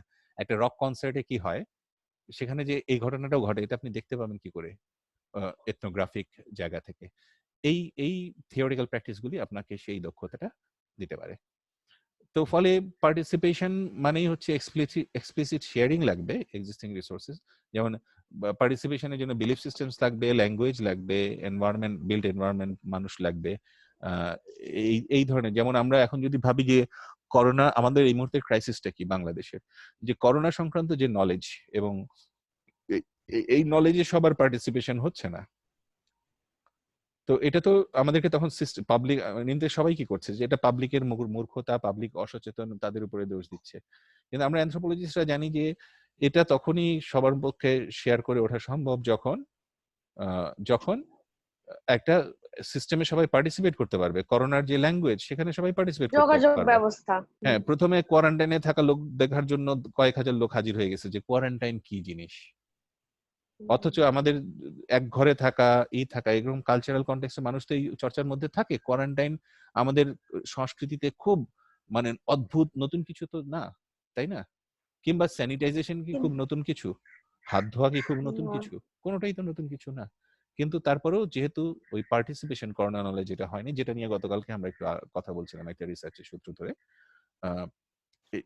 সেই এটা। যাই হোক, ফাইনাল পয়েন্ট আমাদের আজকের ইসের, আমাকে I have to brief predicting and interpreting. A basic distinction among different theories of culture as well as among different theories of language is the extent to which theorizing means providing predictions of individual occurrences of phenomena as opposed to an interpretation of individual event, performance, dialogue. মোদ্দা কথা হচ্ছে যে যখনই আমরা theorise করি, theorizing means providing predictions of individual occurrences, মানে আমরা থিওরাইজিং মাত্রই হচ্ছে সাধারণীকরণ। আমরা একটাকে তখনই থিওরি বলি যেটা এটা একটা জেনারেল প্রিন্সিপাল হিসেবে আমি হই। ফলে আমি স্ট্যাটিস্টিক্স ব্যবহার করি না করি আমাদের এথনোগ্রাফিক প্র্যাকটিসে, ওটাতে আমরা পরে আসছি, যে সাজেশনগুলি দুরান্তি আমাদের দেন এথনোগ্রাফিক রিসার্চ এবং অ্যানথ্রোপোলজিক্যাল থিঙ্কিং এর জন্য, যে অ্যাজ অপোজ টু ইন্টারপ্রিটেশন, মানে দুটো কাজ এখানে, একটা হচ্ছে আমাকে প্রেডিক্ট করতে হয়, আরেকটা হচ্ছে আমাকে ইন্টারপ্রেট করতে হয়। ইন্টারপ্রিটেশন অফ ইন্ডিভিজুয়াল ইভেন্টস, আমি ইন্টারপ্রেট করলাম কিন্তু একই সাথে আমাকে প্রেডিক্টিং, এই দুটোর মানে সংমিশ্রণেই আসলে যে কোনো থিওরি তৈরি হয়, সেটা একাডেমিক থিওরি হতে পারে, সেটা রিয়েল লাইফ থিওরি হতে পারে। যে প্রেডিক্টিং, আপনি খেয়াল করেন যে ভাষার সব সময় আমাকে অনুমান করে নিতে হয় যে আপনি প্রতিটা শব্দে কি অর্থ দিচ্ছেন, এবং সেই অর্থটা আমাকে ডিসাইফার করতে হয়। এটা কিভাবে করতে হয় সেটা আমি তখন একটার সাথে আরেকটার সম্পর্ক এই প্রেডিকশন কাজ করে বলেই বাক্য শেষ না করলেও আমরা বক্তার বক্তব্য অনেক সময় বুঝতে পারি। আবার অনেক সময় যখন বলা সত্ত্বেও আমি বুঝতে পারি না, তখন দেখা যাচ্ছে ইন্টারপ্রেটিং, সেখান থেকে অর্থ নিষ্কাশন। ইন্টারপ্রেটিং মানে কি, সেটা হচ্ছে সেটার অর্থ সম্ভাবনাগুলিকে আবিষ্কার করা। যে কোনো কিছুর ব্যাখ্যা মানেই হচ্ছে মানে ভাষার ক্ষেত্রে বা সাংস্কৃতিক উপাদানের ক্ষেত্রে সেটার অর্থ সম্ভাবনাকে আবিষ্কার করতে পারা, যে কোনো সাংস্কৃতিক উপাদানের সেটার পসিবিলিটিস গুলিকে সবগুলিকে দেখতে পাওয়া, তার মেডিয়েটিং রিলেশনশিপ গুলিকে দেখতে পাওয়া। তো এই জায়গা থেকে কয়েকটা প্রশ্ন কিন্তু আমাদের জন্য খুব জরুরি, যে to what extent a science of people should follow the methods of a science of physical world. মানে সায়েন্স হিসেবে আমরা তো যেগুলি হচ্ছে লিবারেল আর্টস হিসেবে আজকে হয়, যে বা হার্ড সায়েন্স বা ন্যাচারাল সায়েন্স বলে যেগুলি আছে, তাদের প্রিন্সিপাল আসলে মানে তাদের যে পজিটিভিজম যে ফিজিক্সে আপনি যদি দেখাতে না পারেন যে ঠিক এইভাবে ঘটেছে, সেক্ষেত্রে আপনার রিসার্চ অ্যাকসেপ্টেড না। অথচ আমরা এখানে এসে এমন একটা জায়গায় থমকে দাঁড়াচ্ছি যেখানে মানুষের ইনটিউশন, মানে পর্দার অন্তরালে কিছু একটা আছে, ওটার ওদিকে যাওয়ার মতো মেথোডোলজি আমার হাতে নাই, সায়েন্টিফিক মেথোডোলজি। মার্টিন হাইডেগারের এটা ফিলোসফি, ওটা ইনটিউশন, অনুভবের জায়গা থেকে। কারণ আমাদের অস্তিত্বের তো আসলে অস্তিত্বকে যদি আমরা ব্যাখ্যা করতে যাই, মানুষের অস্তিত্বকে, তাহলে সেটার তো একটা বড় অংশ হচ্ছে তার অনুভব, এমন সব জায়গায় যেটাতে সায়েন্টিফিক্যালি যাওয়া যায় না। ফলে এটা খুব রিসার্চের ক্ষেত্রে খুব ইম্পর্টেন্ট একটা কোয়েশ্চেন, যে সায়েন্স বা ফিজিক্যাল ওয়ার্ল্ডের যে পজিটিভিজম এবং তাদের স্ট্রাগলও সেটা, যে কোয়ান্টাম ফিজিক্সে এমন অনেক প্রক্রিয়া আছে যেটা তারা নাকি অনুভব করতে পারেন কিন্তু লিখবার মতো ভাষা নেই। হ্যাঁ, তো এখন সেই বিচারে can we predict human behavior in the same way in which we can predict the motion of solid bodies in physics? আমরা কি হিউম্যান বিহেভিয়ারকে ব্যাখ্যা করতে পারি? আপাতত খুব পারি। যেমন প্রত্যেকটি ক্রিয়ারই একটি সমান এবং বিপরীত প্রতিক্রিয়া আছে। তার মানে কেউ যদি একজনকে একটা ঘুষি মারে, তার একটা বিপরীত প্রতিক্রিয়া হিসেবে পাল্টা ঘুষি খাওয়ার আছে। তো এই ধরনের যে পপুলার ওয়ে অফ থিঙ্কিং, যে যেই নিউটনিয়ান প্রিন্সিপালে আমরা সোশ্যাল লাইফকে ব্যাখ্যা করতে পারি কিনা, কিংবা ডারউইনিয়ান সোশিয়ালিজম যেটা সোশিওলজি যেটা করবার চেষ্টা করে, যে সোশ্যাল ডারউইনিজম বলে পরিচিত বেশি, সেটা হচ্ছে যে মানুষের সমাজকে একটা জীবদেহের সাথে তুলনা করে ব্যাখ্যা করবার এই যে এপিস্টেমোলজিটা, এইভাবে যে জ্ঞানগুলি আমরা তৈরি করি, এই জ্ঞানগুলি জ্ঞানতাত্ত্বিকভাবে অ্যাকসেপ্টেবল কিনা, এগুলি হচ্ছে অ্যানথ্রোপোলজি কিন্তু এই প্রশ্নগুলিকে বারবার তুলছে, বারবার উত্তরই হচ্ছে। এটা খুব জীবন্ত প্রশ্ন, এগুলি ওল্ড কোয়েশ্চেন যেগুলি আমি বলছি, সেগুলি জীবন্ত প্রশ্ন। Can you speak of scientific laws when we are dealing with human actions? আমরা যখন মানুষের প্র্যাকটিস বলেন কি অ্যাকশন বলেন বা যে কোনো ধরনের আচরণ বলেন, কারণ স্পিচ ইজ অ্যান অ্যাকশন। মানুষ যে কথা বলে, মানুষ যে ভাষা ব্যবহার করে, সেটা একটা অ্যাকশন, আচরণ বা হোয়াট এভার ইউ লাইক, এটাকে বোঝার জন্য। এটাকে আমরা সায়েন্টিফিক ল এর মধ্যে ব্যাখ্যা করতে পারি কিনা, কারণ ম্যালিনস্কি এর সময়ের অ্যানথ্রোপোলজি তো আমাদের বলছে যে anthropology is the science of the irrationals, মানে এটা ন্যাচারাল ল এর মানুষের বিহেভিয়ার এগুলি ন্যাচারাল ল এর বিপরীতে যেভাবে আরবিট্রারি এন্ড, স্বেচ্ছাচারী এন্ড তৈরি করে এই জায়গা থেকে। তো ফলে সব অ্যানথ্রোপোলজিস্টকে যেমন এইসব প্রশ্ন নিয়ে ভাবতে হয়, তেমনি সব অ্যানথ্রোপোলজিস্টেরই নিজের একটা অরিজিনাল উত্তর আছে, মানে একটা উত্তর ধরে নিয়ে তাকে আগাতে হয়। তো ফলে ফাইনালি দুরান্তি আমাদের যেটা করেন সেটা হচ্ছে তিনি আমাদের কিছু সাধারণ উপদেশ দেন, general principles, thinking and writing about language and culture. এই দুটোকে নিয়ে আমরা যখন ভাবতে যাব বা লিখতে যাব, তখন আমাদেরকে তিনি 7টা উপদেশ দেন। প্রথম উপদেশ হচ্ছে social actors themselves and hence speakers must have ways of making predictions in their daily life, otherwise they would be living in a state of constant chaos and uncertainty that would be too unstable to ensure their well-being. মানে prediction এটা indispensable, মানুষকে predict করতেই হয়। Prediction in daily লাইফে যেমন করতে হয় তেমনি একজন সায়েন্টিস্টকেও করতে হয়, একজন অ্যানথ্রোপোলজিস্টকেও করতে হয়। People make predictions such as which language or dialect is appropriate to speak in a given situation. আপনাদেরকে আমি এখন যদি কথা বলতে বলি, আপনি একদম মাথায় ইন এ ফ্ল্যাশ আপনি ভেবে নেবেন এটা কে কে আছে, আমি কে, এখানে কি আলাপ চলছে, ফলে সেই অনুযায়ী আপনি কথা বলবেন। That a question is likely to be followed by an answer and that people will laugh at their jokes if they are friendly. Prediction কাজ করবে, এক্সপেকটেশন কাজ করবে, মানে জোক বলবার ক্ষেত্রে যেমন একটা প্রেডিকশন কাজ করে। তো ফলে প্রেডিকশনকে সবসময় মাথায় রাখতে হবে যে প্রেডিকশনকে আমরা কি করে আমাদের গবেষণার যে দৃষ্টিভঙ্গি এবং ডকুমেন্টেশন তার আওতায় আনতে পারি। সেটা আনবার কি, প্রেডিকশনের সূত্র লেখা আছে প্রতীক এবং তার অর্থের মধ্যে। মানে প্রেডিকশনকেই তো আসলে মানে স্টার্টিং অফ নলেজ, ধরি x is equal to y, ধরি শাপলা ফুল ইজ ইকাল টু বাংলাদেশ, ধরি বাঘ ইজ ইকাল টু বাংলাদেশের ক্রিকেট দল, এই ধরনের যে প্রেডিকশন নির্ভরতা, এটা দেখতে পাওয়াটা জরুরি প্রেডিকশন গুলিকে। 2 নম্বরে তিনি বলছেন social actors however are complex beings who participate in complex systems. This means that there is always possibility that people will behave in unpredicted, if not generally unpredictable ways, and not speak at all when questioned or not laugh at a good joke. ফলে আনপ্রেডিকশন যেহেতু একটা মানে অনিবার্য এবং অবিচ্ছেদ্য প্রক্রিয়া, ফলে unpredictable আচরণও আসলে খুবই খুবই খুবই সম্ভব। হ্যাঁ, আচ্ছা, in particular it is possible that certain behaviours will not be easily interpretable. কিছু কিছু আপনি ইন্টারপ্রেট করতে পারবেন না, কারণ ইন্টারপ্রিটেশনের জন্য প্রেডিকশন এবং কাজ করতে থাকে। হ্যাঁ, প্রেডিকশন এবং সেখান থেকে যে অর্থের সম্ভাবনাগুলিকে প্রেডিক্ট করা, সেটা করা যাবে না। Rather than seeing this cases as anomalies, মানে এরকম পরিস্থিতিতে আমরা কি করতে পারি, আমরা অ্যানথ্রোপোলজি বাদ দিতে পারি, যে এগুলি এমন জটিল সব ঘটনা, এগুলি আসলে আমরা ভেবে কুল কিনারা করতে পারবো না, কোন রকমের পরীক্ষায় তো একভাবে পার করলেই হলো, এত ভেজাল কে নেয়। এইভাবে না দেখে the student is অ্যাডভাইজড to treat them as the manifestations of the not fully predictable, not predetermined nature of human conduct, an important component of meaning making mechanisms that characterize human social life. এই যে এলোমেলো বিশৃঙ্খলা এবং কোনো সূত্রে আনা কঠিন হয়ে যাচ্ছে, এটা তখনই আপনি সূত্রবদ্ধ করা শুরু করতে পারবেন যখন আপনি মিনিং মেকিং মেকানিজম হিসেবে এগুলিকে দেখবেন, যে যেখানে অস্পষ্টতা আছে, যেখানে আছে, সেখানে আপনি প্রতীক এবং তার অর্থ কি করে তৈরি হচ্ছে, কি করে অর্থ নিষ্কাশিত হচ্ছে, এই সমস্ত কিছু দেখবেন। As students of human behavior, we must realize that what might appear natural about any one interpretation may in fact be extremely cultural, and hence that confessions of ignorance or uncertainty are just as important as the reasonable explanations provided by our favorite consultant or our favorite theorist. তার মানে হচ্ছে যে confession খুব জরুরি, confessions of ignorance and uncertainty, এই আনপ্রেডিক্টেবিলিটি, এই মানে দুর্বোধ্যতা, অস্পষ্টতা, বুঝতে না পারা, এটাকেও রিপোর্ট করা part of research.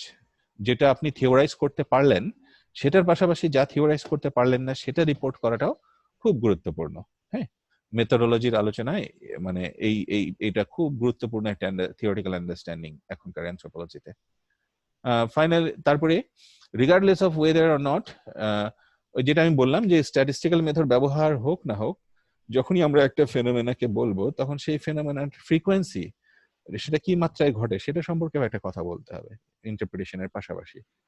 The extent to which given phenomenon is seen as an occurrence of more general category is partly due to our interpretive frame. আমরা যে occurrence of a more general category is partly due to আমরা কোন ফ্রেমে এটাকে interpret করছি, ওই ফ্রেমের মধ্যে আসলে occurrence-টাকে বোঝা যায়। This is true of individual sounds and words which are never pronounced exactly in the same way. এটা ধ্বনিতাত্ত্বিকেরাও জানেন যে মানে এটা কখনোই একটা স্ট্যান্ডার্ড হিসেবে ধ্বনি একটা বা শব্দর স্ট্যান্ডার্ড কোনো উচ্চারণ নাই, as well as of types of speech exchanges or verbal performances. একই সংলাপ দ্বিতীয়বার একই বিষয়ে একই রকম ঘটবে না। আমি ভাষা, সংস্কৃতি এবং যোগাযোগ নিয়ে পরে যখন আবার কথা বলবো, আমি ঠিক একই কথা বলতে পারবো না, আবার অনেকটুকু মিলও থাকবে। তো look for the general in the particular or the particular in the general, খুব দারুণ প্রিন্সিপাল। সেটা হচ্ছে আমাদের পার্টিকুলারের মধ্যে জেনারেলকে দেখতে পেতে হবে। যখন আমি অনেক বেশি ইন্টারপ্রিটেশন করছি, সব অর্থ সম্ভাবনাকে বিচার বিশ্লেষণ করছি, তখন আমি কিন্তু পার্টিকুলার, কিন্তু এই পার্টিকুলার কতটুকু জেনারেল সেটা আমাকে দেখতে পেতে হবে। আবার জেনারেলকে আমি কতটুকু পার্টিকুলারে দেখতে পাচ্ছি সেটা দেখতে হবে। একটা পরিবারে আমি যা দেখতে পাচ্ছি গবেষণায়, সেটা কতগুলি পরিবারের মধ্যে দেখতে পাচ্ছি সেটা যেমন গুরুত্বপূর্ণ প্রশ্ন, তেমনি সব পরিবারের মধ্যে যা দেখতে পাচ্ছি সেটা আমি কয়টি পরিবার বা এই পরিবারটিতে আমি দেখতে পাচ্ছি কিনা। That's how research, gaze, participant observation এগুলি কাজ করে। So the theoretical question is always also an empirical question. তার মানে থিওরিক্যাল কোয়েশ্চেন সবসময় আসলে একটা রিসার্চ কোয়েশ্চেনও। What is the ground for our generalisation? আমরা কিসের ভিত্তিতে জেনারেলাইজ করবো? Where did we get our categories? Generalise করতে হলে আমাকে ক্যাটাগরি তৈরি হবে। তাহলে ক্যাটাগরিগুলি আমি কিভাবে তৈরি করলাম, সেগুলিকেও প্রশ্ন এবং বিচার বিশ্লেষণের মুখে রাখা। Where did we look for evidence? আমরা এভিডেন্সটা কোত্থেকে জোগাড় করলাম? ভাষা থেকে, নাকি তার আচরণ থেকে, নাকি তার সাংস্কৃতিক জীবন থেকে? এবং social actors themselves are involved in the work of making their actions, their interpretations fit into particular models. এখন সামাজিক যাদেরকে আমরা গবেষণা করছি, সোশ্যাল অ্যাক্টর, তারাও তো আসলে কোনো না কোনো মডেলের চেষ্টায় আছে যে ওই মডেলে তার নিজের জীবনকে, তার নিজের অ্যাক্টিভিটিকে ওখানে মডেলটাকে ফিট করবার। An actor oriented approach tries to understand those model. ওই মডেলটাকে বুঝবার চেষ্টা করে অ্যাক্টর ওরিয়েন্টেড অ্যাপ্রোচ, যে কিভাবে নতুন ধরনের মডেলে বা একটা মডেলে সে একজন অ্যাক্টর কিভাবে একজন কৃষক অভ্যস্ত হয়ে উঠছেন যখন কৃষিতে একটা মৌলিক প্রাযুক্তিক পরিবর্তন ঘটে গেছে, সেখানে মডেলগুলি তিনি কি করে আত্মস্থ করছেন। The following chapters are about the ways in which such an analysis can be done. এই দুরান্তির পরের চ্যাপ্টারগুলি আসলে এই অ্যানালাইসিস কি করে, বিশেষত কয়েকটা চ্যাপ্টার আছে সেগুলি নিয়ে আমরা কতটুকু কথা বলতে পারবো শিওর না, কিন্তু এথনোগ্রাফি এবং মেথোডোলজির জায়গা থেকে একই জিনিস নিয়ে একটা সাংঘাতিক গুরুত্বপূর্ণ চ্যাপ্টার দুরান্তিরের বইয়ে আছে। In general metaphors are good to think with. Metaphor দিয়ে আমরা চিন্তা করতে পারি, but they should not get in the way of new ways of thinking about the problem. Metaphor পেয়েই যদি আমি একটা যেটা স্ট্রাকচারালিজের প্রবণতা কাজ করে, মেটাফোর পেয়েই তার অর্থ তৈরি করে একটা অর্থ সম্পর্ক দেখানো। This applies to formal representations as well. Formalization is a tool and like all tools is designed for certain job. Formalize করা যেগুলো। More generally, as researchers, we must understand the advantage and limitations of the analytical procedures we employ. মানে আমাদের সাধারণত research প্র্যাকটিসের একটা বড় problem হচ্ছে, সেটা হচ্ছে আমাদের রিসার্চ মেথোডোলজি আমরা ডেটা কালেকশনে লিমিটেড রাখি, ডেটা কালেকশন পর্যন্ত। কিন্তু আরো ইম্পর্টেন্ট হচ্ছে আমি ডেটাকে কি করে অ্যানালাইসিস করি, কি করে ইন্টারপ্রেট করি, যেটা এখনকার এথনোগ্রাফিক ডেটাতে আসলে ডেসক্রিপশনের মানে ইকুয়ালি ডেসক্রিপশনের মতোই গুরুত্বপূর্ণ। We must monitor our own procedures. This does not mean, however, that we should make such monitoring the exclusive and principal subject of our work. এই মনিটরিংটাকে, এবং এটার সাথে যুক্ত হচ্ছে আসলে এথনোগ্রাফিক রিসার্চের রিফ্লেক্সিভিটি বলে যে ধারণাটা, রিফ্লেক্সিভ এথনোগ্রাফি বা নিউ এথনোগ্রাফি, ক্রিটিক্যাল এথনোগ্রাফি, এই ধরনের নামে যে চর্চাগুলি হচ্ছে সেগুলি পোস্ট মডার্ন এবং পোস্ট স্ট্রাকচারালিস্ট ধারায়। এবং ফাইনালি 7 নম্বর অ্যাডভাইস যেটা দুরান্তি আমাদেরকে দিচ্ছেন, সেটা হচ্ছে অল থিওরিজ আর মর্টাল। মানে তত্ত্ব আসলে মরণশীল, মানুষের মতোই। তো ফলে তত্ত্বকে মানে একেবারেই খুব প্রথমত এটাকে খুব উচ্চ মার্গীয় চিন্তা মাথায় উপর দিয়ে যায় এরকম কিছু ভাবার প্রয়োজন নাই। কারণ একাডেমিক লাইফে তত্ত্ব যেমন আমরা তত্ত্বের জগতে বসবাস করি, আমাদের প্রত্যেকেরই জীবনে বসবাস করতে তত্ত্ব লাগে। We have our own theories of the world. ফলে অ্যানথ্রোপোলজিক্যাল থিওরি বা সংস্কৃতি নিয়ে থিওরি বা ভাষা নিয়ে চিন্তা ভাবনা, এগুলি হচ্ছে এটা যেটা করে সেটা হচ্ছে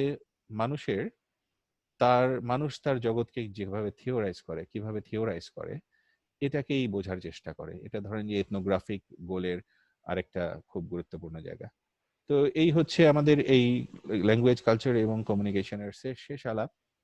দুরান্তির হাত ধরে আমরা এই জিনিসটাকে বোঝার চেষ্টা করলাম এবং হোপফুলি আমরা এই পুরো আয়োজনটা আমরা একটা রিসোর্স হিসেবে ব্যবহার করতে পারবো আমাদের আলোচনায়। তো I should stop recording here এবং আমরা আমাদের ইসে ফিরে আসি। এর মধ্যে আমি থ্যাংক ইউ স্যার। এতক্ষণ আমি একটু ই করি।